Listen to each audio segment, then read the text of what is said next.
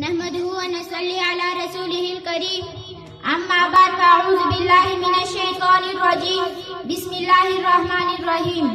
محترم اساتذہ کرام اور میرے عزیز ساتھیوں، السلام علیکم. آج مجھے جس موضوع پر لفظ کشائی کرنے کا موقع ملا ہے اس کا عنوان ہے یوم اقبال. پیارے دوستوں، ہر سال 9 نومبر کی پوری پاکستان میں شیر مشرق علامہ محمد اقبال کا یوم پیدائش یوم اقبال کے طور پر منایا جاتا ہے. علامہ اقبال نے اپنی شاعری کے ذریعے مسلمان کو جگایا. آپ نے فرمایا، خودی کو کر بلند اتنا کہ ہر تقدیر سے پہلے، خودی کو ہر بلند اتنا کہ ہر تقدیر سے پہلے خدا بندے سے خود پوچھے بتا تیری رضا کیا. علامہ اقبال نے نوجوانوں کو پڑھنے کی تاکید کی.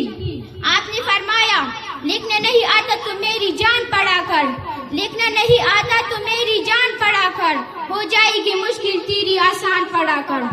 پڑھنے کے لیے اگر تجھے کچھ نہ ملے تو، پڑھنے کے لیے اگر تجھے کچھ نہ ملے تو چہروں پہ لے کے درد کے عنوان پڑھا کر.